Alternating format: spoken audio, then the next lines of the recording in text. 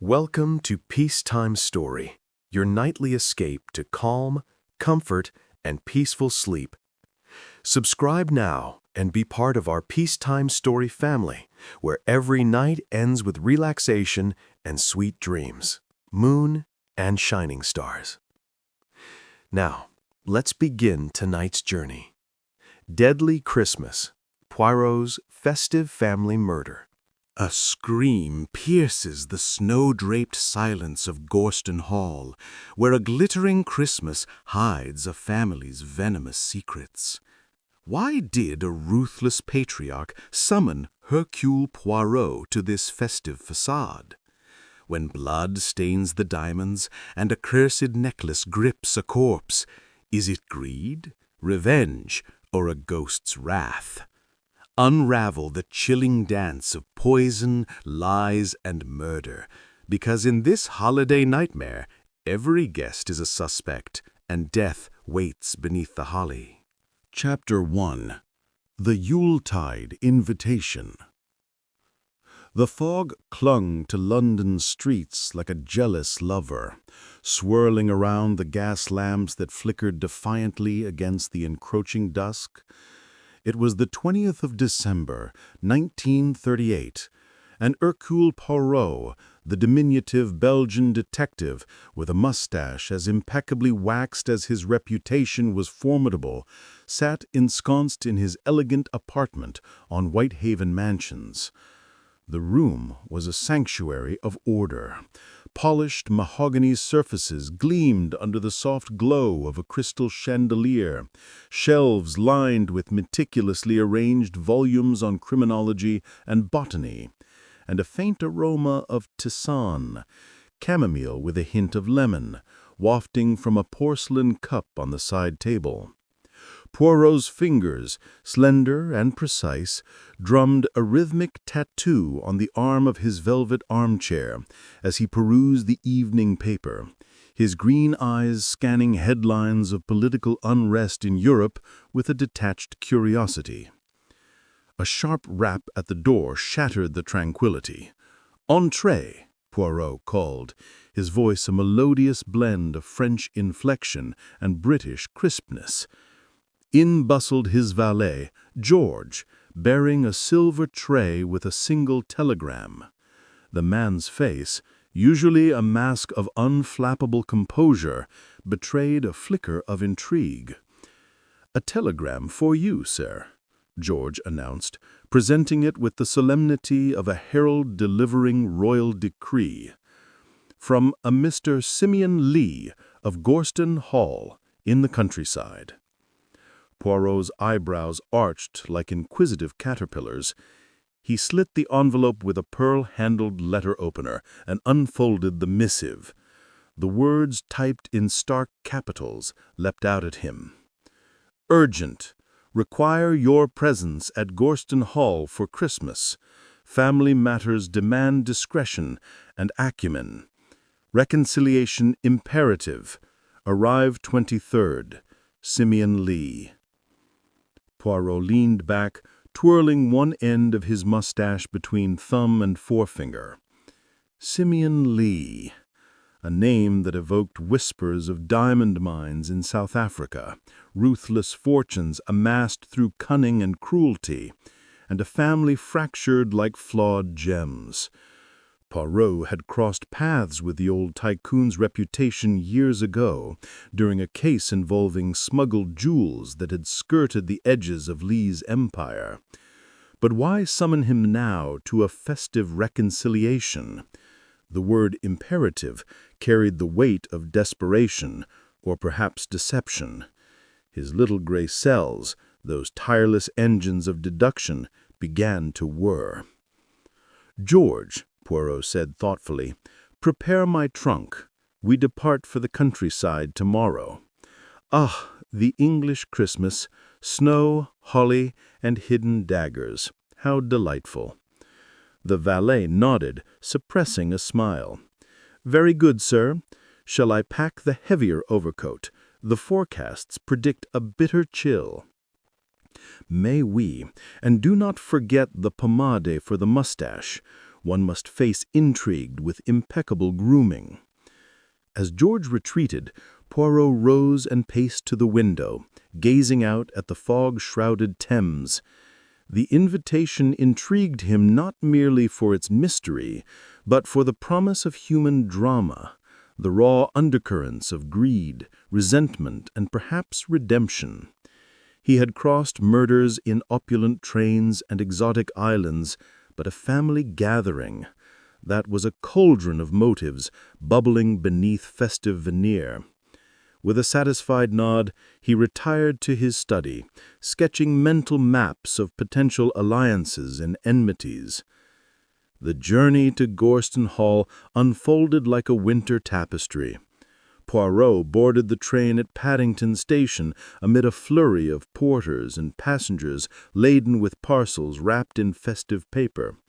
The locomotive chugged through frost-kissed suburbs, past hedgerows dusted white, and villages where church spires pierced the leaden sky. Snow began to fall in earnest as they ventured deeper into the countryside, fat flakes dancing like errant ballerinas against the window pane.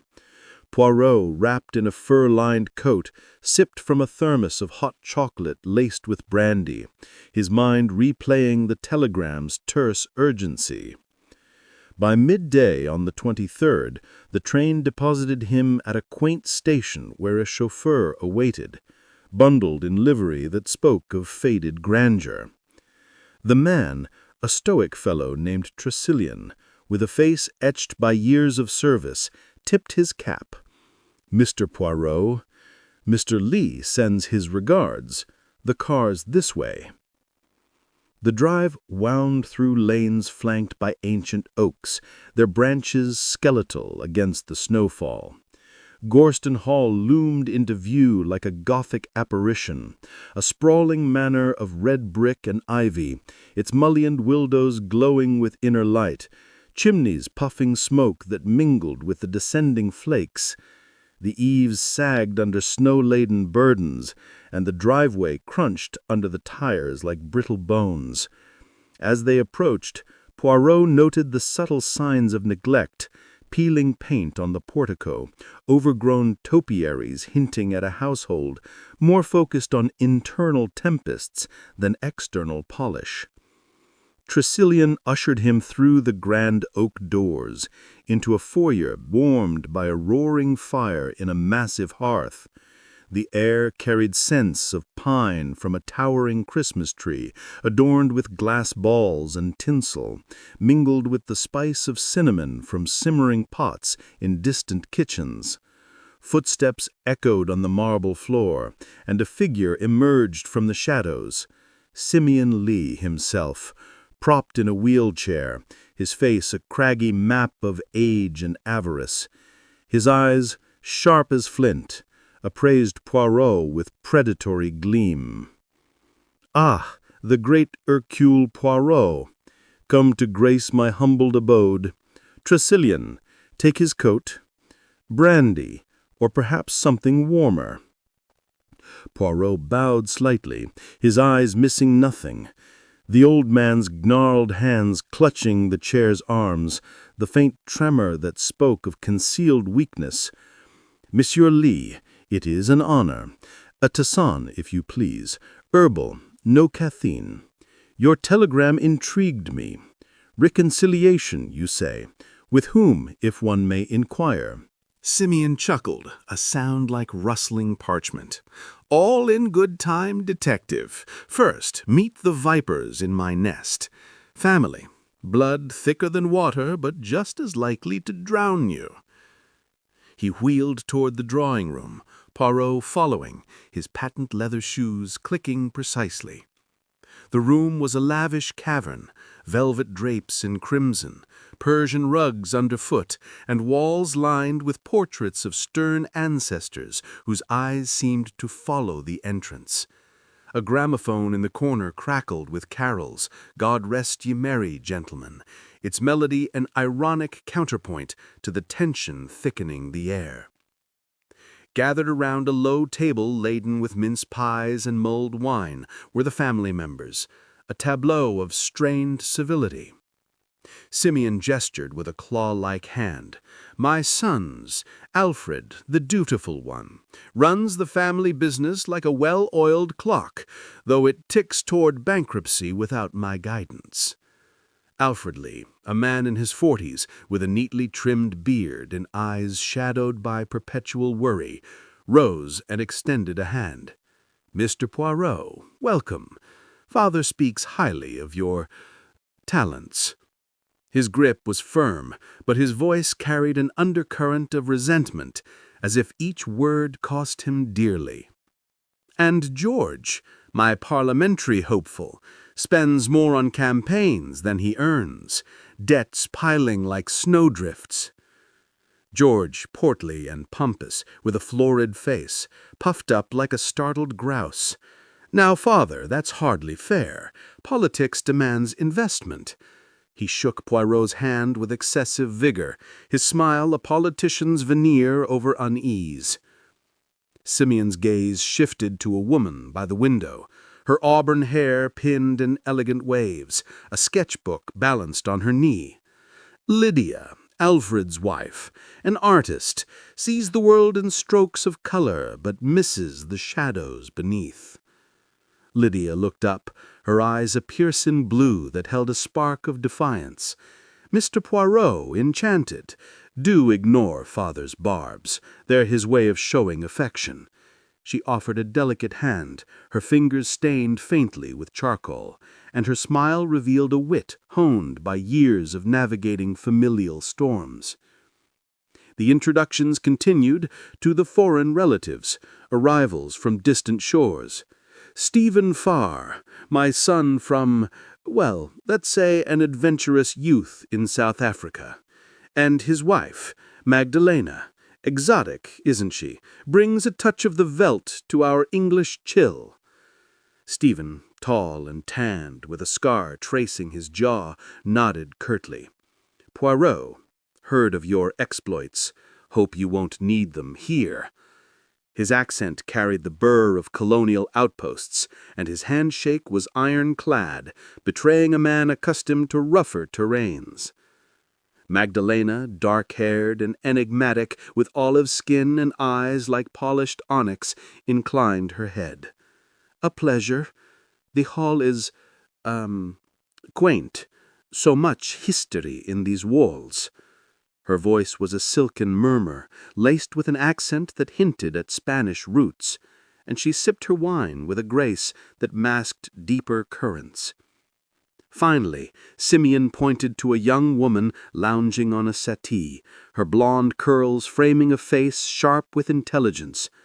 "Rebecca Lee, granddaughter, or so she claims. Sharp as a tack, that one. Came all the way from Canada with tales of lineage and demands for inheritance." Rebecca's laugh was a tinkling bell, edged with steel. "Grandfather, always the charmer. Mr. Poirot, don't let the old fox fool you. I'm here for the cheer and perhaps a slice of the pie."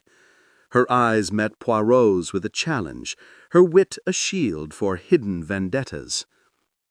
As the group settled, mulled wine was poured, its steam rising like spectral whispers. Conversations bloomed in fits and starts, each revealing fissures in the family's facade. Alfred spoke of business woes, his voice low.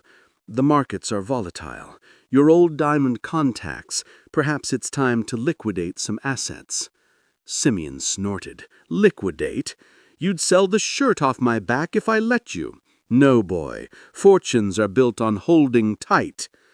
George interjected, his tone oily. "Speaking of fortunes, my campaign could use a boost. Voters love a man with legacy." Lydia rolled her eyes subtly, sketching idly a caricature of Simeon as a roaring lion. She confided to Poirot in a whisper, "Art captures the essence, don't you think? Father's roar hides a purr of calculation." Stephen and Magdalena exchanged glances. Their conversation turned to African tales. "The mines were brutal," Stephen said, his scar twitching. "Men died for those stones. But they shine, don't they?" Rebecca leaned in, her voice cutting. Shine or curse? I've heard stories of the Lee diamonds, blood on every facet. The room hushed as Simeon wheeled to a sideboard, unlocking a drawer with a key from his pocket. Ah, speaking of curses. He withdrew a velvet box, snapping it open to reveal a glittering diamond necklace, its stones cascading like frozen starlight, and the central pendant, a heart-shaped gem pulsing with inner fire. A collective gasp rippled through the room. Poirot's eyes narrowed, appraising the piece. Flawless cuts, unparalleled clarity. Magnifique. But Monsieur Lee, such a treasure, it carries tails? Simeon grinned wolfishly. Indeed, the Lee necklace, pried from the earth by my grandfather, cursed by a witch doctor whose tribe we, well, let's say, displaced. Said to bring madness to thieves, death to betrayers. I've kept it hidden for years, but tonight, in the spirit of reconciliation, I reveal it. Perhaps one of you will inherit it, if you prove worthy. The words hung like icicles, sharp and cold. Alfred's face paled. George's eyes gleamed with avarice. Lydia's pencil froze mid-stroke. Stephen's hand tightened on his glass. Magdalena's lips curved in an enigmatic smile, and Rebecca's gaze burned with unspoken fury. Poirot twirled his mustache, sensing the malice coiling beneath the mistletoe hung overhead. A curse, you say? Superstition, perhaps, but the human heart, it curses itself with greed. Dinner followed in the dining hall, a feast of roast goose, plum pudding, and vintage wines, served by silent footmen under crystal chandeliers. Conversations wove like intricate tapestries. Lydia shared her passion for surrealist art, describing a painting of melting clocks that mirrored the family's distorted time. Stephen recounted a lion hunt, his scar a trophy of survival. Rebecca debated politics with George, her barbs exposing his hypocrisies. Yet undercurrents surged. Poirot overheard Alfred muttering to Lydia, "He's toying with us, dangling that necklace like bait." George's laugh boomed too loudly, masking pleas for funds. Magdalena slipped a vial from her purse. Herbal remedy, she claimed, for headaches, but Poirot noted its acrid scent. As the evening waned, the group migrated back to the drawing room for games. Charades devolved into veiled accusations. George mimed a thief, earning glares from Rebecca. Stephen's portrayal of a miner unearthed old grievances about Simeon's abandoned kin. The clock on the mantel ticked toward midnight, its chimes building like a crescendo. Carols played on, but the air thickened with unspoken words. Suddenly, as the 12th stroke echoed, a piercing scream rent the night from upstairs, sharp and guttural, then abruptly silenced. The room froze. "What was that?" Lydia whispered, her face ashen. Simeon waved dismissively. "Probably a maid, clumsy lot, or the wind in the eaves. Nothing to spoil the cheer." Laughter resumed, uneasy and forced, but Poirot's gaze swept the faces. Alfred's clenched jaw, George's forced mirth, Rebecca's calculating stare. He excused himself, retiring to his guest room, a lavish chamber with four-poster bed and roaring fire. As he prepared for bed, slipping into silk pajamas, his mind raced. The scream, too human for wind, too brief for accident. The necklace, the grudges, the invitation, a puzzle assembling itself. Lying in the dark, the snow pattering against the panes like insistent fingers, Poirot smiled faintly. The holiday's first secret had peeked from its lair. but he, Hercule Poirot, would coax it into the light. For now he slept, his little gray cells vigilant in dreams. The manor slumbered under its white shroud, but beneath embers of malice glowed, waiting to ignite. Chapter 2. The Shadow in the Snow. The first blush of dawn crept over the horizon like a thief in retreat, painting the snow-blanketed grounds of Gorston Hall in hues of rose and gold. Hercule Poirot, ever an early riser, had slipped from his bedchamber before the household stirred, his breath forming delicate plumes in the crisp air as he ventured into the gardens. The world was a pristine canvas, untouched save for the faint tracks of nocturnal creatures, foxes, perhaps, or hares fleeing the night's chill. Snow crunched under his polished boots, each step a deliberate punctuation in the silence. He paused by a frozen fountain, its basin rimmed with icicles like jagged teeth, and gazed at the manor's silhouette against the awakening sky. The scream from the previous midnight lingered in his memory, a discordant note in the symphony of festive pretense. Was it truly a servant's mishap, as Simeon had claimed, or the prelude to a darker melody? Poirot's mind, a labyrinth of logic, traced patterns in the frost.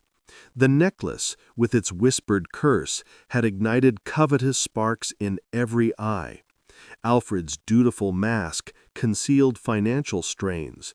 George's bluster hid debts. Lydia's artistry veiled a sharper perception. Stephen's scars spoke of survival's cost. Magdalena's poise hinted at secrets steeped in foreign soils. Rebecca's wit was a blade sheathed in charm. And Simeon, the puppeteer, pulling strings with gleeful malice.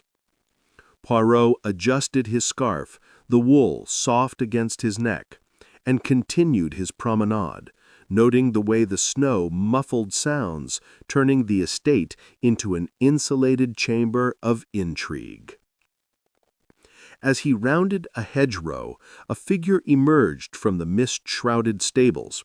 Tressilian, the chauffeur-butler, his face ruddy from the cold, carrying a pail of oats. "Morning, sir," he grunted, his eyes darting toward the hall. "Out early? Grounds are treacherous after last night's fall." Poirot smiled, his mustache twitching. "Ah, but the early bird, as you English say, catches the worm, or perhaps the clue. Tell me, Tressilian, how long have you served the Lees?" The servant set down the pail, wiping his hands on his apron. "Nigh on 30 years, sir. Seen 'em come and go. Marriages, births, feuds. Old Mr. Lee, he's a hard one, but fair in his way."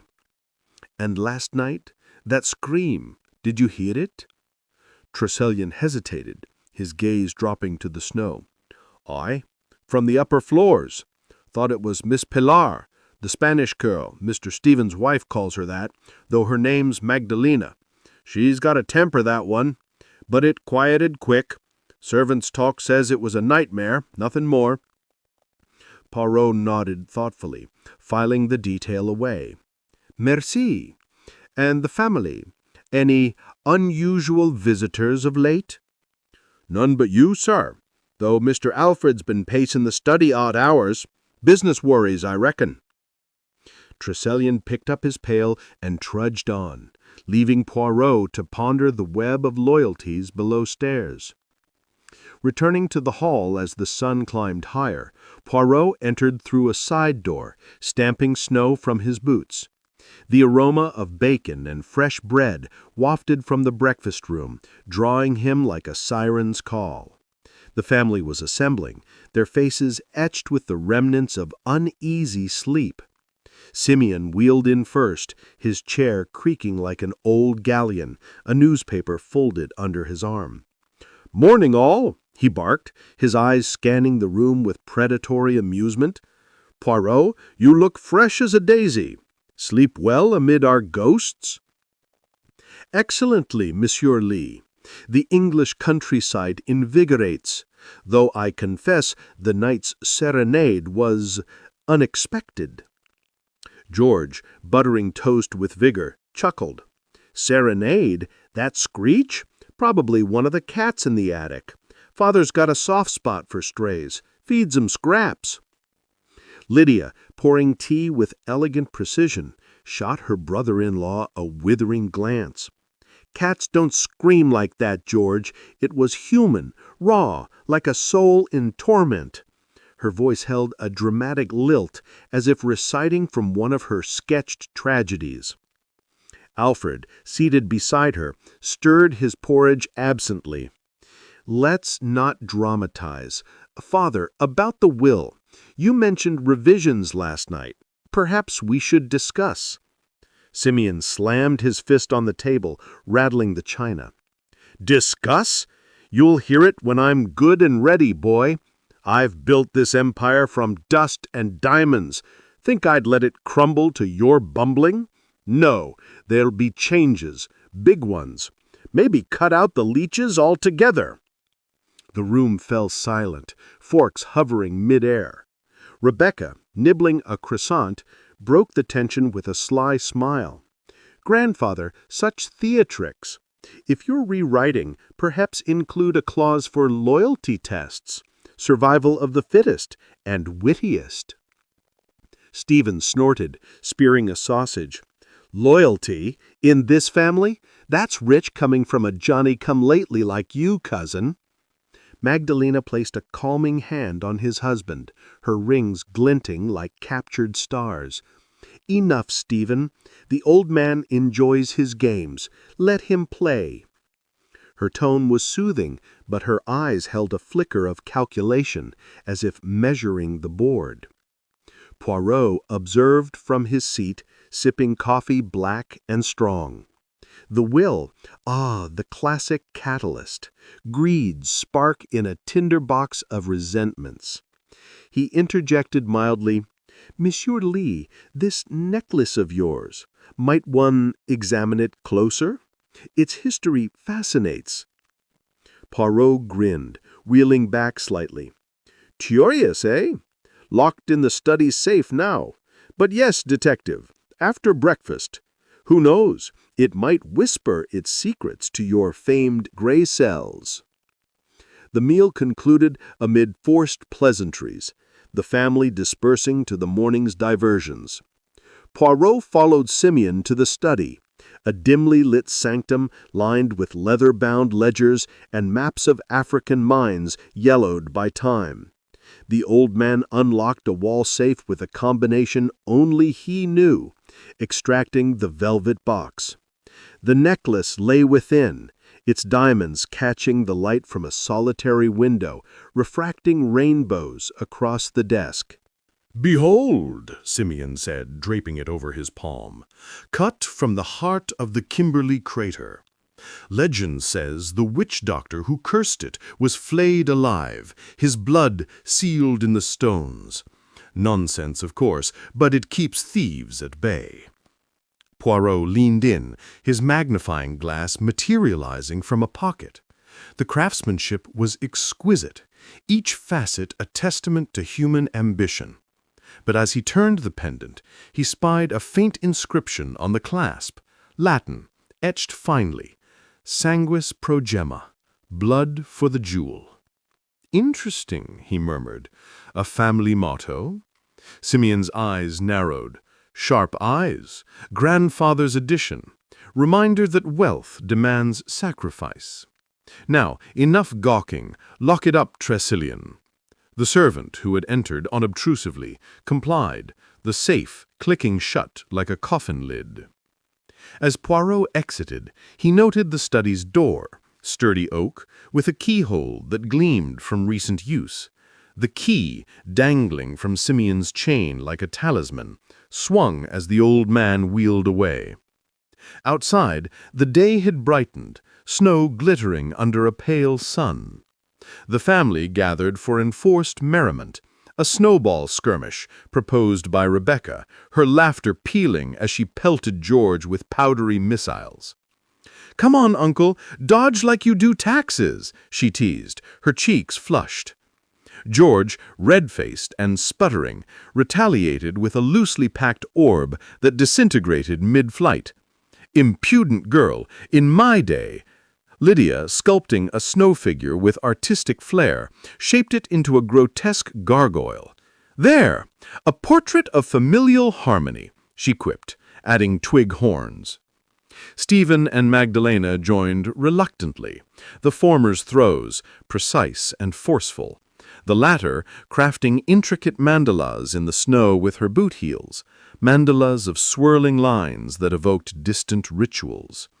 Alfred paced the periphery, his brow furrowed, muttering about estate matters. Poirot, declining to participate, "The cold, it is not kind to the extremities," observed from a bench, his cane tracing idle circles in the drifts.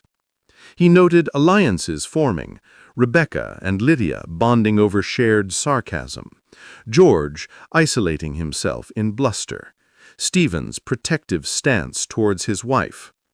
As the game wound down, Simeon appeared at a window, watching with a sardonic smile before vanishing inside.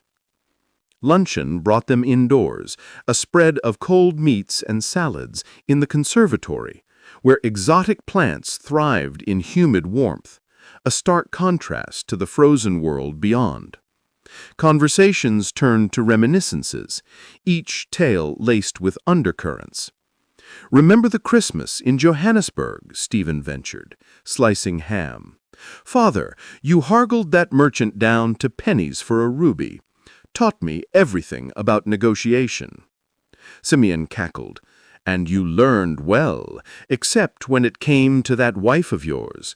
Exotic flower, but watch the thorns." Magdalena's fork paused, her smile tight. "Thorns protect the bloom, Senor Lee. In my country, we value resilience." Rebecca leaned forward. "Tell us about your country, Magdalena. Spain, isn't it? Or was it Portugal? The accent dances." "Argentina, actually," Magdalena corrected smoothly. "Land of tango and tempests, much like this family. Passionate steps leading to inevitable stumbles." Alfred cleared his throat. "Enough chit-chat. Father, the will." "Damn the will!" Simeon exploded, his wheelchair jerking forward. He stormed out, or as much as wheels allowed, leaving the room in awkward silence. Poirot broke it with a question. "Madame Magdalena, your herbal knowledge, fascinating. Might you share a remedy for indigestion? The goose last night, it lingers." She brightened, describing an infusion of chamomile and fennel, her hands gesturing like a conjurer. But Poirot's eyes caught the vial in her pocket again, different from last night, its label faded. Afternoon brought a hunt, not for game, but for hidden treasures, a family tradition revived by Lydia. Clues scattered across the grounds led to baubles buried in snow. Rebecca deciphered riddles with glee, unearthing a silver locket. George blundered through drifts, emerging empty-handed and cursing. Stephen's methodical search yielded a carved ivory figurine, which he presented to Magdalena with a rare tenderness. As shots from distant farmers echoed real hunts in nearby woods, Poirot felt a chill unrelated to the weather. One clue led to the edge of the estate, where a frozen pond mirrored the sky.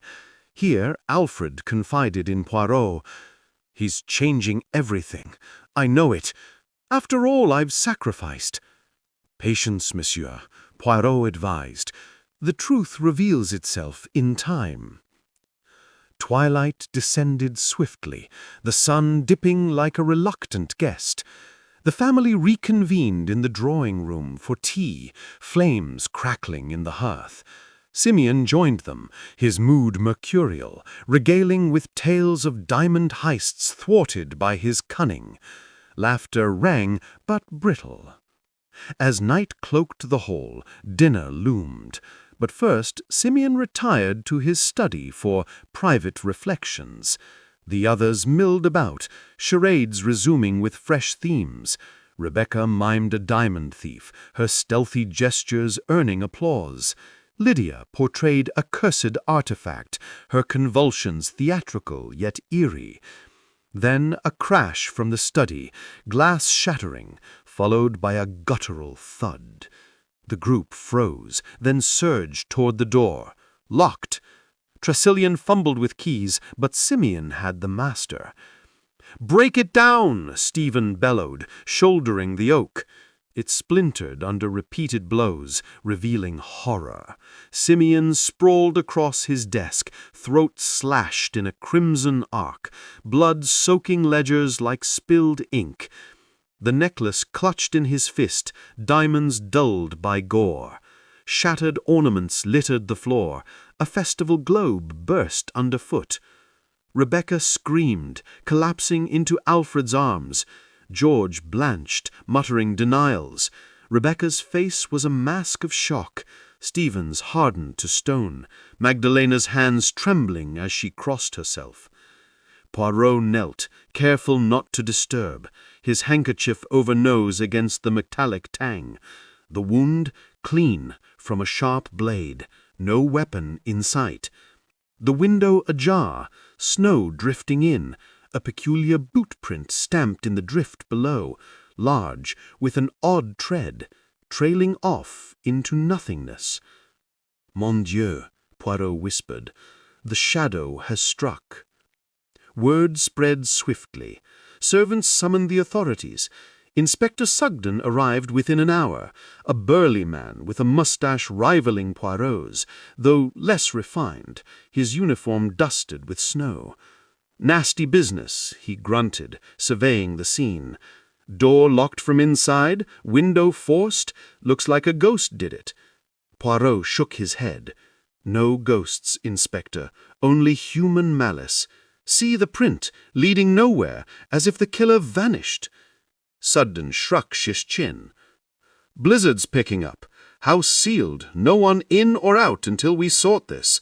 Family, alibis all round."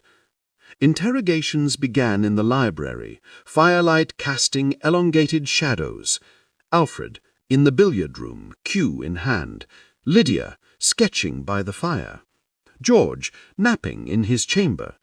Rebecca, reading in the conservatory. Stephen, smoking in the stables. Magdalena, preparing herbs in the kitchen. All alone, unverifiable. Poirot paced, his eyes alighting on a crimson thread snagged on the study's carpet. Silk, perhaps from a scarf or cuff. He pocketed it discreetly, the fibre soft, yet incriminating. As the group dispersed to guarded rooms, the blizzard howling like a banshee, Poirot retired, his mind a vortex of connections. The will, the curse, the print, the thread. A tapestry weaving itself. He savored the puzzle's first true knot, knowing dawn would bring unraveling. For now, the hall held its breath, the killer's shadow lingering in the snow. Chapter 3. Whispers from the Attic. The second day at Gorston Hall dawned under a pall of unrelenting gray, the sky a vast shroud that pressed down upon the estate like the weight of unspoken sins. Snow continued to fall in desultory flurries, blanketing the grounds in a silence broken only by the occasional creak of ancient timbers settling in the cold. Inside, the manor had transformed into a crypt of mourning. Heavy drapes drawn against the feeble light, candles flickering in sconces like hesitant prayers, and the air thick with the muffled sobs of servants echoing from distant corridors. Hercule Poirot, undeterred by the gloom, had risen before the household, his routine a bastion of order amid chaos. He stood at his window, gazing out at the blurred horizon, his reflection in the frost-etched glass a study in composure, mustache impeccably curled, eyes sharp as lancets. The murder of Simeon Lee had shattered the fragile veneer of festivity, leaving behind a residue of fear that clung to every surface. Inspector Sugden's men patrolled the perimeter, their boots leaving fresh imprints in the snow, while the family navigated the halls like ghosts, avoiding one another's gazes. Poirot descended to the morning room, where a meager breakfast awaited. Porridge congealing in bowls, toast brittle as old bones. He selected a poached egg with precision, his knife slicing through the yolk in a clean arc, symbolizing the incisions he intended to make into the family's secrets. First to appear was George Lee, his florid face now sallow, circles under his eyes like bruises from invisible blows. He slumped into a chair, pouring coffee with a trembling hand that sloshed liquid over the saucer. "Couldn't sleep a wink," he muttered, his voice a hoarse rumble. "Father's blood everywhere in my dreams, and that damned inspector poking about like a badger in a burrow." Poirot dabbed his lips with a napkin, his tone sympathetic yet probing. "Monsieur Georges, the loss is profound. But tell me, your father's will. He spoke of revisions. Did he confide in you?" George's cup clattered against the saucer. "Confide? The old miser hoarded words like gold. But I know he was furious about my investments, said I'd squandered the family name on parliamentary pipe dreams." He leaned forward, his breath laced with the faint tang of last night's brandy. "Look, Poirot, I may have dipped into the accounts, temporary loans, mind you, but embezzlement, preposterous." Poirot's eyes narrowed, catching the slip. "Embezzlement, you say? An interesting choice of word for one unaccused." He produced a small notebook, jotting notes with flourish. George's ledgers, glimpsed the previous evening in a hasty search of his room, had indeed shown discrepancies, funds siphoned to shadowy campaign coffers. The politician's facade cracked further as Poirot pressed, "And your alibi? Napping, you claimed, yet the maid heard footsteps in your corridor." George flushed, stammering excuses about restless pacing. "It's the stress. This house, it's cursed, I tell you." He fled the room, leaving Poirot to ponder the man's desperation, a motive as clear as the crimson thread still tucked in his pocket. Alfred followed, entering with the gait of a man bearing an invisible yoke. His beard was unkempt, strands escaping like frayed nerves. He sat rigidly, declining food. "What do you want, Poirot? I've told Sugden everything." "Ah, but the inspector seeks facts," Poirot replied softly. "I seek truths, the ones buried deep. Your father, he was not kind, no?" Alfred's eyes flickered, a storm brewing. "Kind? He broke us all. Mother died young, worn down by his rages. He beat me for the slightest failure, toughening the air, he called it." His voice cracked, revealing scars deeper than skin. "I stayed loyal, managed the crumbling empire while he mocked from his chair. But kill him? No. Though God forgive me, I've wished it." Poirot nodded, his empathy a tool as sharp as his questions. Alfred's loyal facade, so carefully maintained, now revealed fissures of abuse, years of suppressed rage that could erupt into violence. As Alfred departed, shoulders slumped, Poirot added to his mental dossier, motive abundant, opportunity unproven. Lydia followed, her auburn hair disheveled, a sketchbook clutched like a talisman. She perched on the edge of a chair, her blue eyes haunted. "The ghosts are restless," she murmured, flipping pages to reveal feverish drawings, spectral figures with Simeon's snarling face, twisted limbs reaching from shadows. "I sketched to exorcise them. Last night I drew father as a fallen titan, blood pooling like ink from his wounds." Poirot examined the artwork, noting the precision of the slashes, mirroring the fatal cut. "Madame, your eye for detail is remarkable." Did you notice anything amiss before the crash?" She hesitated, her pencil tapping a nervous rhythm. "A draft from the study door, perhaps, and earlier whispers in the walls, like echoes from the past." Her words painted a portrait of a woman attuned to the Manor's undercurrents, her artistry a lens for hidden horrors. The foreign relatives arrived together. Stephen, his scar a livid streak in the dim light, and Magdalena, her dark hair coiled like a serpent ready to strike. They sat side by side, hands intertwined, a united front. "We've nothing to hide," Stephen declared, his colonial accent clipping the words. "Father summoned us for reconciliation, code for dangling inheritance like a carrot." Magdalena's onyx eyes gleamed. "And poisons? Ridiculous insinuations. My knowledge comes from healing, herbs from the pampas, not malice." Yet her glances toward Stephen chilled the air, laden with unspoken pacts. Poirot probed their past, Stephen's abandonment in Africa, Magdalena's mysterious vials. They parried deftly, but cracks appeared. Stephen's tremor, a war wound or nervous tic, Magdalena's evasion on her true origins. Mid-morning brought the coroner's inquest, convened in the ballroom under chandeliers shrouded in dust sheets. Dr. Hargrove, a spectacled official with a voice like rustling papers, presided over the grim proceedings. The body, laid out on a trestle, was examined amid gasps, the slash precise, no defensive wounds, suggesting surprise or trust. Witnesses recounted the locked door, the shattered window, and the vanishing print. Sugden testified gruffly, "Inside job, mark my words. No footprints leading away. Killers still here." Family members repeated alibis under oath, their voices echoing in the vast space. Rebecca, composed yet pale, added a twist. "I heard a faint click before the crash, like a latch engaging." Her observation sharpened Poirot's focus. The study door, perhaps tampered.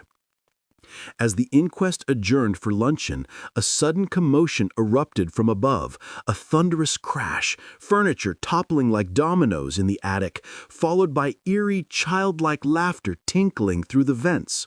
The household froze, spines tingling. "What in blazes?" Sugden barked, drawing his truncheon. Poirot, cane in hand, led the ascent up the narrow, dust-choked stairs, flashlight beam piercing cobwebs that draped like funeral veils. The attic door, long sealed, creaked open to reveal chaos, an overturned wardrobe spilling moth-eaten garments, chairs scattered like fallen soldiers, and from the far corner, the sealed nursery, where Simeon's mad sister Agatha had perished decades ago in a fit of delirium. The laughter echoed again, ghostly and gleeful, emanating from within. Sugden shouldered the nursery door, revealing a room frozen in time, faded wallpaper with nursery rhymes, a crib shrouded in sheets, and toys strewn about. The source, a wind-up music box, its mechanism recently triggered, playing a distorted lullaby that morphed into chuckles. "Poltergeist prank," Sugden muttered, kicking a doll aside. But Poirot knelt, his light illuminating the doll's porcelain face, eyes glassy, cheeks streaked with what appeared to be tears of blood-red glass. With delicate fingers, he pried open the doll's throat, a hidden compartment yielding a glittering surprise. A twin to the necklace, forged with cunning artistry, its stones paced but inscribed identically, Sanguis Progema. "A bauble," Poirot announced, holding it aloft, "hidden here in the cradle of madness. But why?" The discovery sent ripples through the group. Rebecca whispered of family legends, Agatha's ravings about stolen jewels. Stephen's face hardened. Father's games, even from the grave. Magdalena crossed herself, murmuring incantations.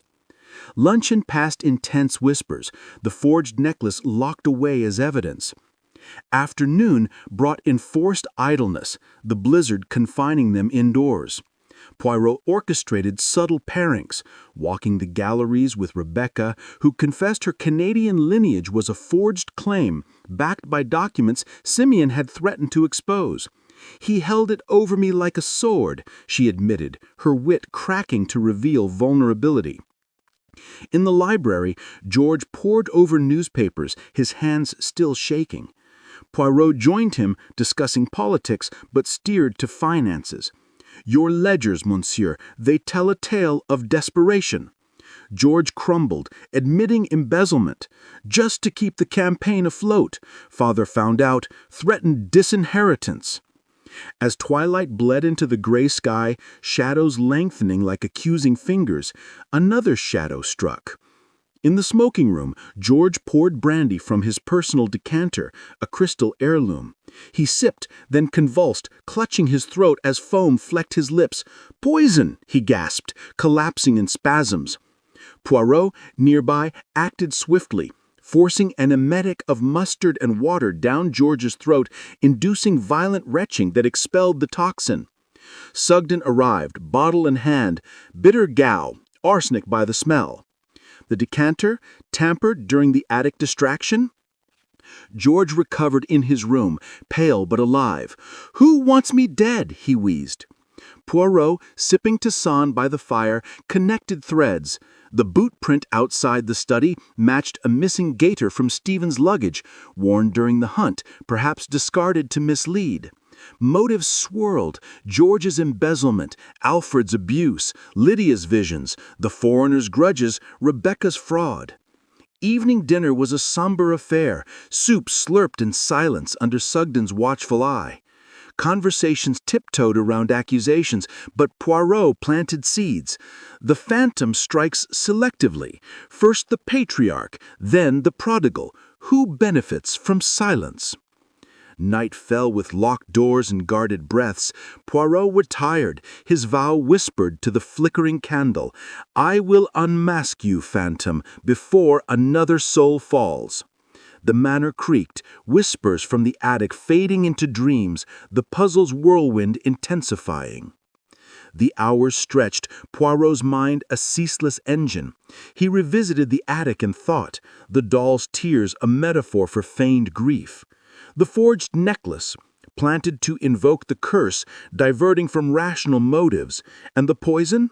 Magdalena's domain, yet her alibi ironclad. A midnight wander brought him to the conservatory, where moonlight filtered through glass, illuminating exotic blooms. Here Lydia sketched by lanternlight, her lines frantic. "Can't sleep," she confessed. "The whispers, they speak of betrayal." Poirot listened, her words unveiling an affair long buried. Simeon's infidelity birthing Stephen amid scandal. "Mother knew," Lydia said. "It poisoned her heart." Fresh insight, inheritance diluted, resentments multiplied. Returning to bed, Poirot posed at George's door, hearing muffled arguments. George and Alfred, voices low but heated over divided spoils. Dawn's approach found him resolute, the night's revelations fueling his vow. The phantom would be unmasked, and the attic's whispers silenced. Chapter 4. The Masquerade of Motives. The third dawn at Gorston Hall broke with a ferocity that matched the turmoil within its walls. A sleet storm lashed the estate, the wind howling like a chorus of vengeful spirits, rattling windows and shaking the ancient chimneys. Hercule Poirot stood in the conservatory, where the glass panes trembled under the onslaught, framing a world blurred by ice and fury.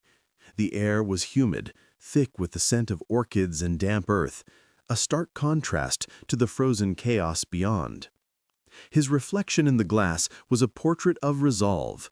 Green eyes gleaming like polished jade, mustache a sculpted crescent, his mind a crucible forging connections from the scattered embers of clues.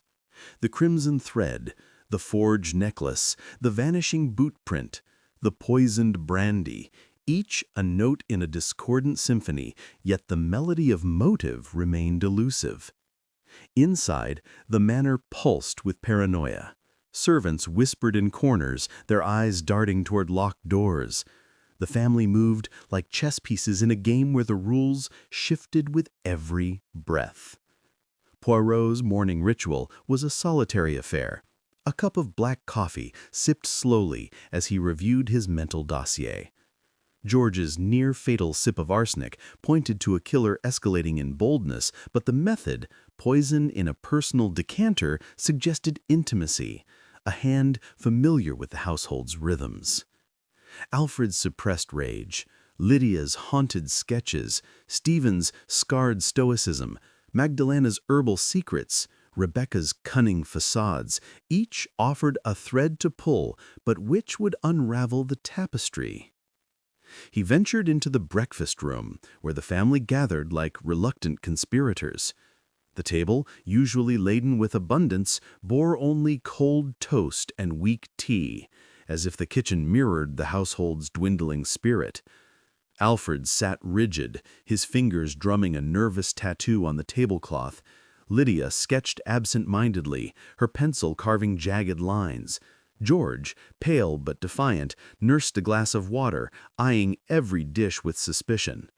Stephen and Magdalena occupied a corner, their whispers a private council, while Rebecca lounged with a novel, her casual demeanor a calculated mask. Poirot broke the silence, his voice a velvet probe. "Mes amis, the storm confines us, but the truth will not be caged. Let us luncheon together, en famille, and share our burdens. Clarity comes when masks slip." Lydia's eyes flicked up, her sketch a whirlwind of thorns and eyes. "Oh, masks! Oh, Hercule, we wear them so well. But I'll play your game. Perhaps it'll distract from the ghosts." George snorted, his voice hoarse. "Ghosts! It's flesh and blood trying to kill me. Someone in this room laced my brandy. Admit it." Stephen's scar twitched, his tone icy. "Careful, brother. Accusations are cheap, but proof's dear. You've made enemies with your sticky fingers." "Enough!" Alfred snapped, his beard quivering. "We're falling apart while Father's killer laughs. Poirot, do something!" Poirot raised a placating hand. "Patience, Monsieur Alfred. The little gray sails work tirelessly. But first, sustenance, for the body and the mind." The luncheon was orchestrated in the dining hall, a cavernous space where ancestral portraits glowered from paneled walls. The meal was simple, roast lamb, potatoes, and greens, but the atmosphere crackled with tension. Poirot steered conversation to alibis, probing with surgical precision. "Madame Lydia, your sketching last night, did you venture near the study before the tragedy?" Lydia's fork paused, her blue eyes narrowing. "I was in the library, as I said, but I heard rustling, like papers moved in haste. Father's study door was ajar earlier, unusual since he guarded it like a dragon's lair." Poirot nodded, filing the detail. "And you, Monsieur Stephen, your nocturnal habits? Smoking in the stables, oui? A solitary pursuit, or did company join you?" Stephen's jaw tightened, his hand brushing the scar. "Alone? The stables are quiet, give a man space to think, unlike this madhouse." Magdalena squeezed his arm, her smile a silent admonition. Rebecca, slicing her lamb with precision, interjected. "Oh, come now, Stephen. Solitude's a luxury here. I was in the conservatory, reading by lamplight, Dumas, if you must know, though I did hear hoofbeats outside. Someone riding in the storm?" The table stilled, eyes darting. Stephen's expression hardened, but he said nothing. Poirot's mustache twitched. A lover's tryst, perhaps? Or a smuggler's rendezvous? The plot thickened, like the gravy congealing on the platter. As plates were cleared, Simeon's curse resurfaced in conversation, prompted by Poirot's subtle nudge. "This necklace," he mused, "its legend fascinates. Monsieur Alfred, you know its history best. Share, s'il vous plaît." Alfred's voice was low, reluctant. Grandfather Jacobly, Simeon's father, bought it from a Boer trader in the 1870s. Story goes, the traders stole it from a tribal shrine, and the priestess cursed it, madness for thieves, death for betrayers. Jacob scoffed, but he died in a brawl, stabbed by his own partner. Father kept it locked away, said it was bad luck. Lydia shivered, her voice a whisper. And Agatha, his sister, she wore it once, before her mind broke. She raved about blood in the stones, clawing at her throat. Magdalena's eyes gleamed, her accent lilting. In my country, such tales are common. Objects carry spirits, angry ones if wronged. But curses are stories we tell to excuse human cruelty. Poirot leaned forward, his gaze piercing. And the inscription, sanguis pro gemma, blood for the jewel. Who etched it, I wonder?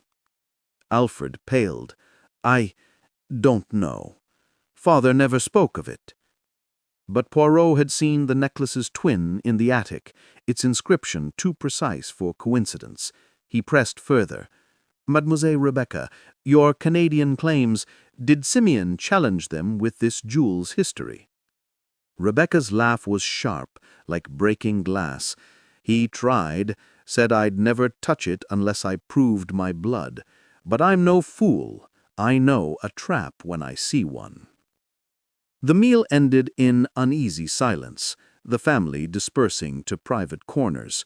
Poirot, undeterred, sought the study, now cordoned by Sugden's men. The inspector, puffing a pipe, allowed him entry. Find anything, Poirot? My lads are stumped. No weapon, no forced entry. Poirot knelt by the desk, his magnifying glass glinting. The blood had dried to a rusty crust, but beneath he spied a faint scratch on the wood, an elegant curve, like a calligrapher's flourish. Curieux, he murmured. Not Simeon's hand, too refined, a woman's perhaps, or a surgeon's. Sugden frowned. Surgeon? You pointing at Stephen? His hands shake like a leaf in this storm. Poirot pocketed the observation, his gaze drifting to the window. The bootprint, now blurred by fresh sleet, haunted him. Deliberate misdirection or a killer's oversight. He stepped outside, braving the wind, and traced the print's origin to a trellis beneath the window. Its vines snapped as if climbed, yet no tracks led away, only a single deep impression, as if the intruder had leapt into oblivion. Returning indoors, he encountered Lydia in the gallery, her sketchbook open to a new horror, a figure cloaked in shadow, wielding a blade over a crumpled form. The muse won't rest, she said, her voice trembling. I see it in my dreams, the killer's hand, gloved in black. Poirot studied the drawing, noting the glove's texture. Silk, not leather. Madame, your visions are clues. Keep sketching. The truth hides in your lines. Mid-afternoon brought a grim discovery. In the conservatory, where Magdalena tended her plants, Lydia pricked her finger on a rose thorn, or so she thought. Within moments, she swayed, her eyes rolling back, lips muttering of choking vines and blood-red blooms. She collapsed, her sketchbook tumbling, pages splaying like fallen leaves. Poirot, summoned by a servant's cry, acted swiftly, recognizing symptoms of poison, hallucinatory, not lethal if countered. He forced charcoal water down her throat, her convulsions easing as the toxin was absorbed. Ivy, he declared, sniffing her fingers. Ivy, not a rose. From these plants, Madame Magdalena? Magdalena, pale but composed, shook her head.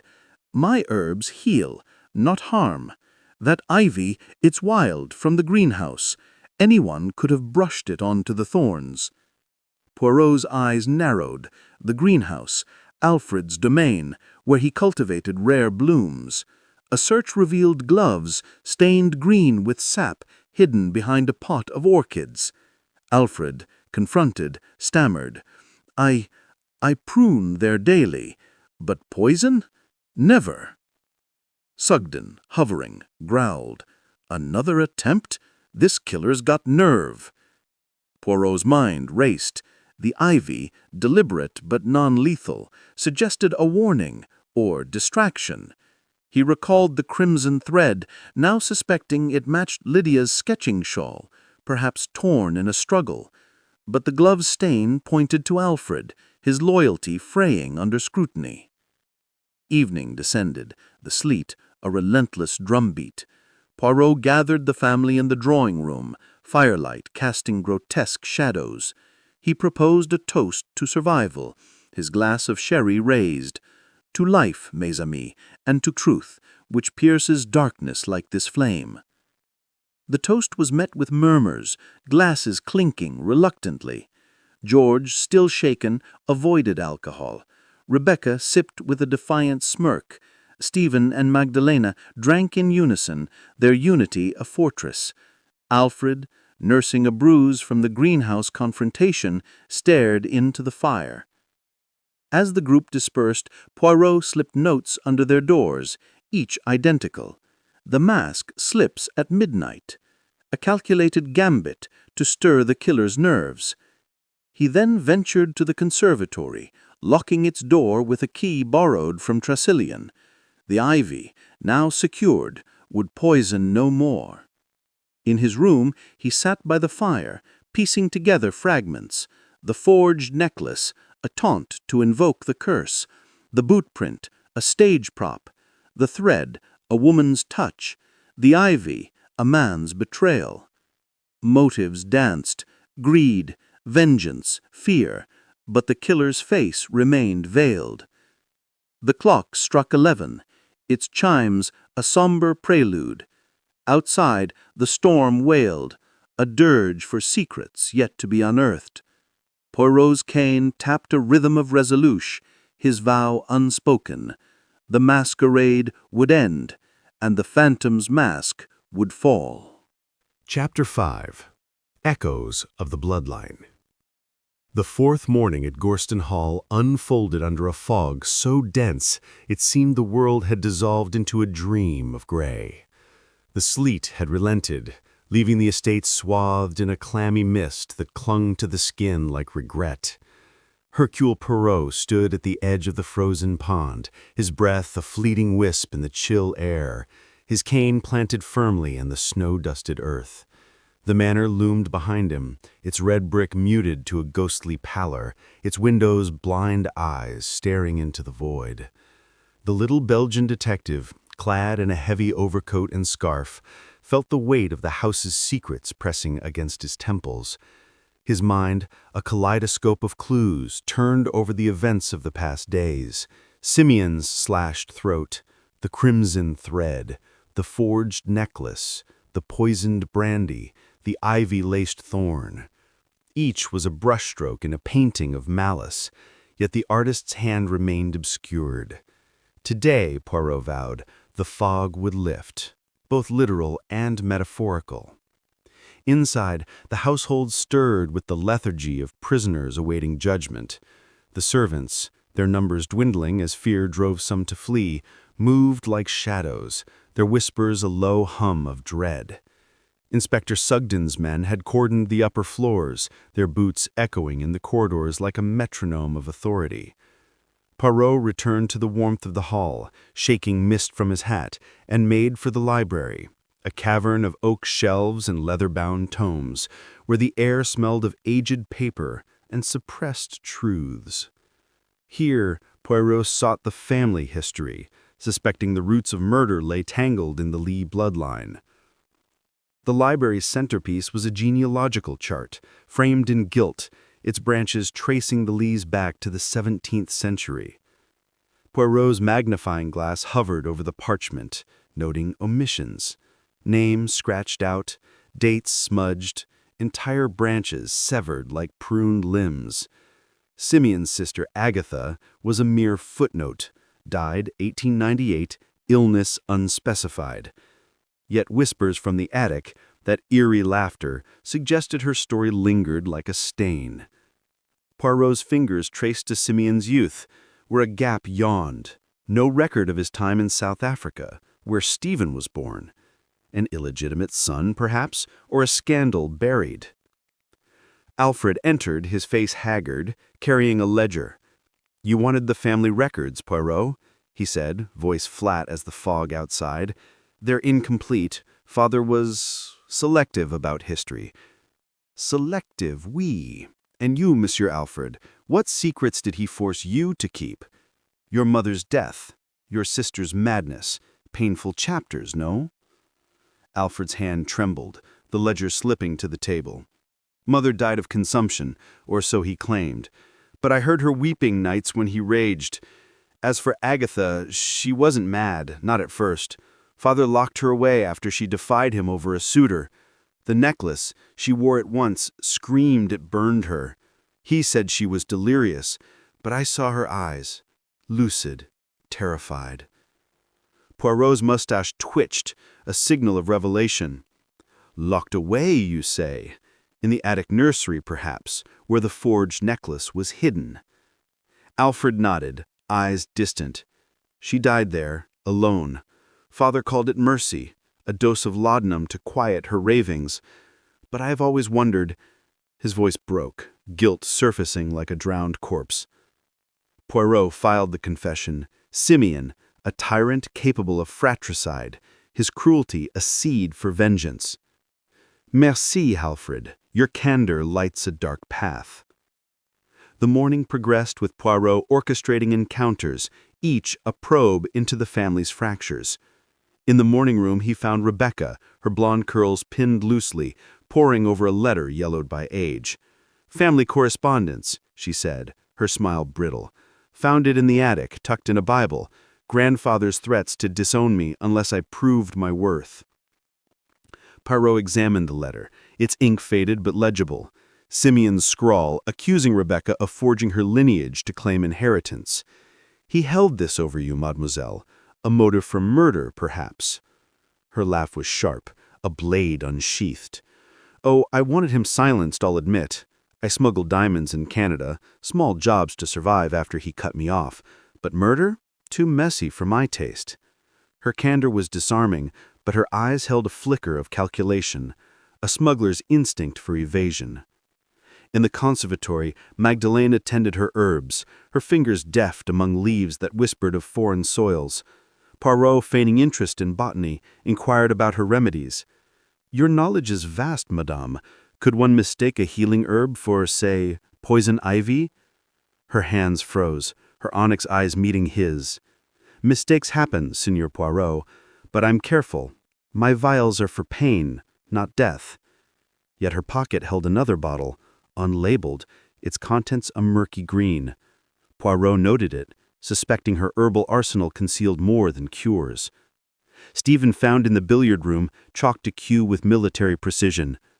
"My father's death doesn't surprise me," he admitted, his scar a livid streak in the lamplight. "He abandoned me in Cape Town, left me to scrape by in the mines. I came here for answers, not his fortune." His tremor, Poirot noted, steadied when gripping the cue, a surgeon's hand beneath the soldier's facade. Luncheon was a tense affair in the dining hall, where the family sat like actors in a play with no script. Poirot steered conversation to the curse, probing its psychological weight. "This necklace," he said, "its legend binds you all. Madame Lydia, your sketches, do they reflect its shadow?" Lydia's fork clattered, her face pale. "I see it in dreams, diamonds dripping blood, strangling like a noose. Father wore it like a crown, but it was his shackle." Her words painted a family haunted by myth, each member a potential victim or executioner. As plates were cleared, chaos erupted. A footman, young and jittery, burst in, shouting of a spectacle in the playroom. The family followed, Poirot at the fore, to a chilling tableau, a puppet theater, its curtain torn, staging a grotesque reenactment of Simeon's death. A marionette with Simeon's face, crudely carved, throat painted red, jerked on strings, collapsing amid a noose of tinsel from which dangled the forged necklace. The mechanism whirred, a hidden spring triggering the collapse, as if mocking the real murder. Gasps echoed. Rebecca clutched her throat, whispering, "It's her, Agatha's ghost!" George swayed, muttering of curses. Alfred's face hardened, his eyes darting to the dumbwaiter in the corner, its door ajar. Poirot inspected the setup, his flashlight piercing the shadows. The dumbwaiter's gears were freshly oiled, its cables taut, a recent addition, not a relic. No ghost, he declared. A human hand, skilled in theatrics, staged this charade. He traced the strings to a hidden panel where a timer ticked softly, a modern touch in an ancient house. Sugden, arriving breathless, growled, "Another prank or a killer's taunt?" Poirot's eyes gleamed. "Both, Inspector. The puppet distracts, but the dumbwaiter reveals a path to the killer's lair." The discovery ignited panic. Alfred, his composure fracturing, lunged at Stephen, accusing him of sabotage. "You've always hated us, your foreign tricks, your wife's poisons." His fist connected with Stephen's jaw, drawing a trickle of blood. Stephen, reeling, drew a pocket knife, its blade glinting. "Back off, brother, or you'll regret it." The room froze, but Poirot's cane rapped sharply, halting the escalation. "Messieurs, enough," he barked. "This blade, is it yours, Stephen?" He examined it, noting stage blood on the edge, a prop from the theater trunk, not a murder weapon. Alfred's wound was a smear, a feint to incite chaos. Magdalena, stepping forward, her voice trembling, confessed, "I laced the brandy, not with arsenic, but laudanum, to calm George's nerves, not to kill him. Simeon drove me to it, his cruelty, his taunts about my past." Tears spilled, genuine or staged, as she revealed her addiction, born of Simeon's blackmail over her Argentine origins, a courtesan's daughter, not a lady. Poirot's heart softened, but his mind sharpened. Laudanum explained George's survival, but not the arsenic. Another hand had tampered, exploiting her act. He dismissed the group, their alibis fraying like old rope. David's nocturnal poetry, Rebecca's stable rendezvous, Magdalena's herbal cover. Dusk fell, the fog thickening like a conspirator's cloak. Poirot gathered clues on the library mantel, a boot, the thread, the forged necklace's cipher, like relics of a dark pilgrimage. He summoned David, the poet's son, who had lingered in shadows, his eyes hollow from sleepless nights. "Your verses, Monsieur David, they speak of rage. Did you pen one for your father?" David's voice was a low burn. "He crushed my soul, called my work drivel, starved my dreams. I wrote of his fall, yes, in ink, not in blood. He produced a poem, its lines venomous. The Titan bleeds, his crown of stones shatters on the hearth of bones." Poirot noted the imagery, too close to the murder scene. As night deepened, the family retired under Sugden's watch, doors locked, suspicions simmering. Poirot paced the gallery, portraits whispering of betrayals past. A memory surfaced, Lydia's mention of Simeon's infidelity, birthing Stephen. The family tree's gaps, illegitimate heirs, smothered scandals, pointed to a killer avenging old wounds. In the drawing room, he found Magdalena alone, her hands clasped around a rosary. "Signor Poirot, I'm no murderer, but Simeon, he knew my shame, used it to bind me. I only wanted peace." Poirot nodded, his empathy a tool. "And Stephen, his loyalty to you, it is fierce, enough to kill?" Her eyes widened, but she said nothing, her silence a confession of doubt. Midnight neared, the Manor's creaks a chorus of unease. Poirot slipped to the playroom, examining the dumbwaiter's shaft, a narrow tunnel descending to the servants' quarters. A faint scent lingered, tobacco, sharp and foreign, unlike Stephen's brand. A clue or another misdirection? In his room, Poirot sat by the fire, the storm a distant roar. He arranged his clues mentally. The puppet strings, a killer's control. The dumbwaiter, a hidden path. The poem, a blueprint of hate. Motives swirled, David's artistic fury, Rebecca's smuggler's guile, Magdalena's desperate redemption. But the true hand eluded him. As the clock chimed, a final revelation struck. The cipher's elegance, the puppet's craftsmanship, works of patience, not impulse. The killer was no mere opportunist, but a planner, weaving chaos into art. Poirot's vow hardened. Tomorrow, the bloodline's echoes would be silenced, the phantom's face unveiled. The manor slept, its secrets locked in fog, but Poirot's gray cells burned bright, the puzzle's threads tightening toward dawn. Chapter 6. The Christmas Reckoning. The eve of Christmas 1938 draped Gorston Hall in a shroud of suspense, the air heavy with the scent of pine and the weight of impending revelation. Outside, the storm that had battered the estate for days had finally exhausted itself, leaving a sky pricked with stars and a silence so profound it seemed the world held its breath. Hercule Poirot stood at the threshold of the grand hall, his silhouette framed by the towering Christmas tree, its baubles glinting like wary eyes in the candlelight. The manor, once vibrant with forced festivity, now pulsed with a quieter dread, each creak of the floorboards a whisper of secrets cloying to surface. Poirot's green eyes, sharp as cut emeralds, surveyed the scene. The family would gather here, under his orchestration, to face the truth of Simeon Lee's murder and the shadow that had stalked them since. His little gray cells, humming like a finely tuned engine, had woven the threads of clues: crimson thread, forged necklace, vanishing boot print, poisoned brandy, puppet strings, into a tapestry of motive and malice. Tonight, the phantom would be unmasked. The hall was a cathedral of anticipation, its high ceiling lost in shadow, chandeliers casting a golden glow over the long oak table where the family would soon sit.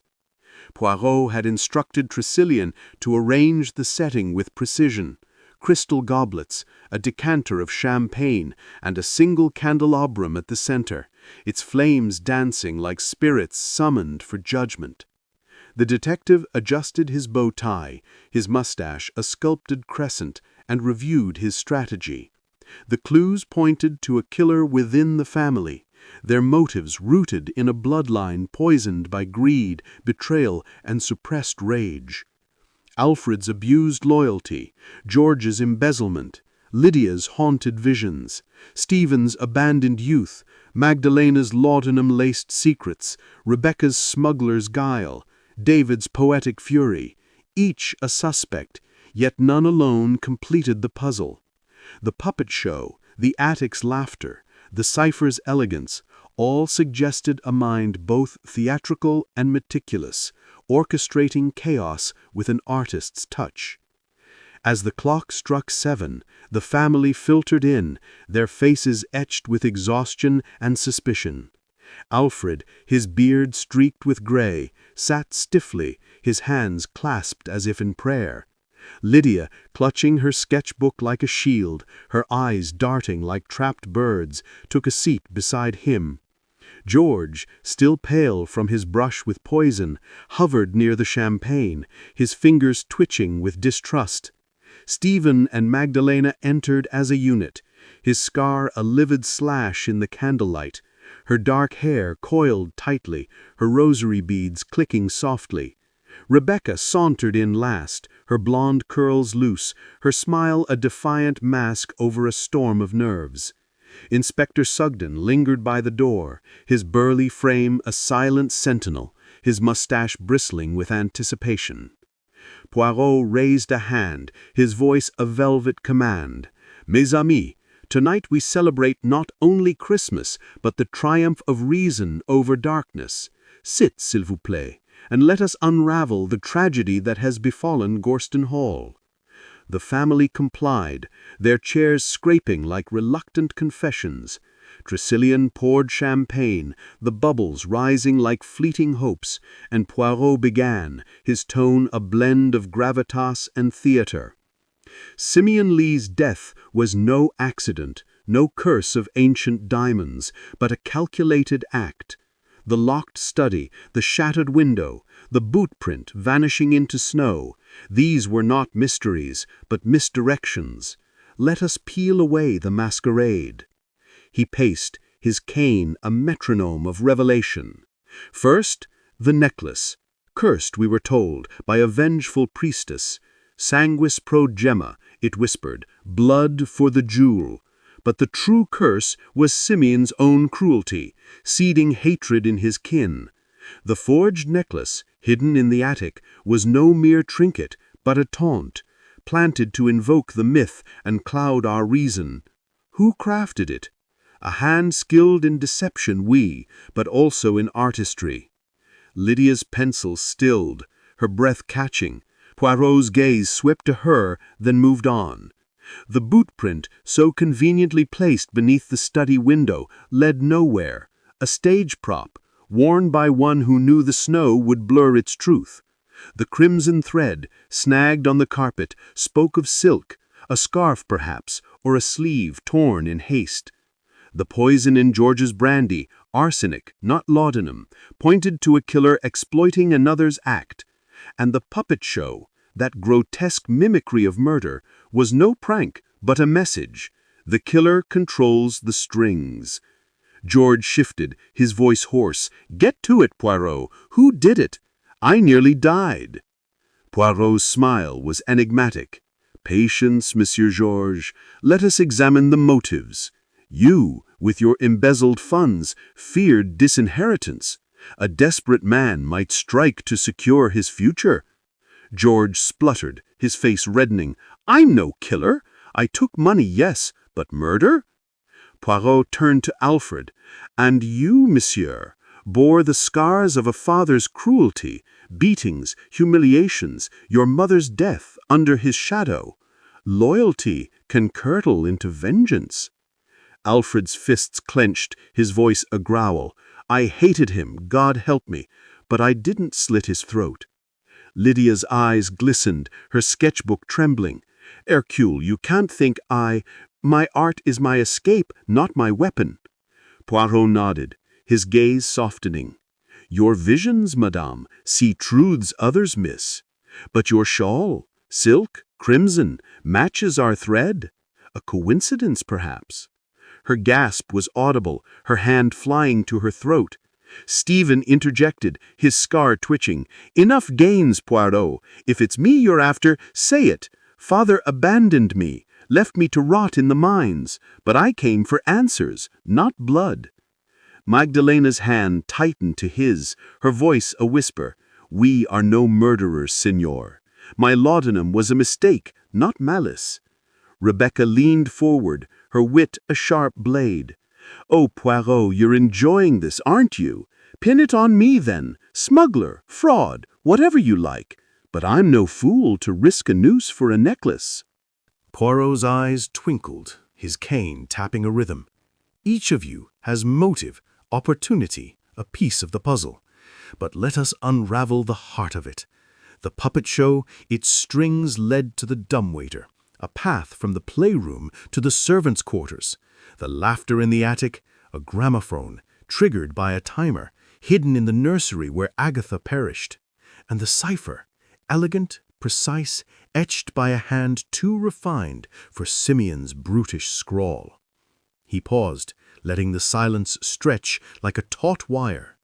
The killer is among us, a master of misdirection, weaving chaos into art. But one thread binds it all, the bloodline's pain, a wound festering since Agatha's death. Simeon's mercy, laudanum to silence her ravings, was no mercy but murder, a secret buried in the attic's shadows. The family gasped, eyes darting to Alfred, who paled. You mean father killed her? He whispered. We, Poirot said, and one among you learned this truth, using it to justify vengeance. The forged necklace, the puppet, the poison, all pointed to a mind that planned, waited, struck with precision. He turned to Rebecca, his voice sharp. Mademoiselle, Your smuggler's guile crafted the necklace's twin, a taunt to invoke the curse. Your letter, found in the attic, revealed Simeon's blackmail. You confessed to fraud, but your hands, calloused from handling crates, could etch a cipher with finesse. Rebecca's smile faltered, her eyes blazing. Clever, Hercule, but I'm no killer. I wanted his money, not his life. Poirot pivoted to David, the poet, who had slipped in unnoticed, his eyes hollow. Monsieur David, your verses burned with rage. The Titan bleeds, his crown shatters. You wandered the library at night seeking inspiration, or perhaps the study's secrets. His voice was a low flame. I dreamed of his fall, yes, but my weapon is ink, not steel. Poirot's gaze settled on Alfred, his tone softening. And you, Monsieur Alfred, the loyal son, years of torment, your mother's death, Agatha's imprisonment, your own beatings forged a hatred deeper than any. The greenhouse gloves, stained with ivy, were yours. The dumbwaiter, oiled recently, led to your quarters. The gramophone's laughter, your distraction, masking your movements. Alfred's face crumpled, his voice a broken whisper. No, I couldn't. But Poirot pressed on, relentless. The boot print, your gaiters discarded in the snow. The thread from your cuff tore as you climbed the trellis to stage the window's breach. The puppet, your craftsmanship learned from childhood toys. A final taunt to your father's cruelty. You struck, Alfred, not for greed, but for justice, a son avenging a family destroyed. The room erupted. Alfred lurched to his feet, eyes wild. You devil! You think you know me! He lunged, not at Poirot, but at the candelabrum, seizing the necklace, revealed as the real one, not the forgery, from a velvet pouch Tressilian had placed at Poirot's request. His fingers clutched it, diamonds flashing like captured stars. Sugden, seizing the moment, tackled Alfred, pinning him to the floor as the necklace slipped, shattering on the hearth, its stones scattering like forgiven sins. Lydia screamed, clutching her sketchbook. George gaped, his fear forgotten. Stephen and Magdalena stood frozen, their unity shaken. Rebecca's eyes gleamed with reluctant admiration. Poirot raised a hand, restoring order. The truth, mes amis, is cruel but cleansing. Alfred's rage, nurtured by years of pain, drove him to murder. The forged necklace was his creation, planted to invoke the curse, diverting us from his motive. The puppet, his artistry. The gramophone, his distraction. The poison, a misstep he blamed on Magdalena's laudanum. But the blade, clean, precise, was his, hidden in the study's secret drawer, found this morning by my own hand. Sugden handcuffed Alfred, who slumped, tears streaming. He deserved it, he whispered. For Mother, for Agatha, for me. Lydia knelt beside him, her voice soft. Oh, Alfred, why didn't you tell me? Her sketches, Poirot realized, had been pleas for peace, not clues to guilt. The champagne was poured, glasses raised in a toast to closure. To family, Poirot said, his voice warm, that most perilous of bonds, and to reason, its unyielding savior. The bubbles sparkled, a promise of renewal. As the family sipped, their faces softened. Rebecca vowed to reform, her smuggler's past a shadow to shed. David found verse in redemption, scribbling lines of hope. Magdalena, freed from blackmail, clasped Stephen's hand, their future uncertain but unburdened. George, chastened, swore to repay his debts. The clock told midnight, Christmas Day dawning. The snow had ceased, the stars a canopy of grace. Poirot stepped into the crisp air, his mustache dusted with frost, the Manor's ghosts laid to rest. The diamonds, scattered but pure, reflected a truth hard won. Justice, not vengeance, heals the bloodline's wounds. He boarded the waiting car, Tressilian at the wheel, and glanced back at Gorston Hall, its silhouette softened by dawn's first light. The festive fatality was over, the puzzle complete. Poirot smiled, his gray cells at peace, ready for the next enigma the world would offer.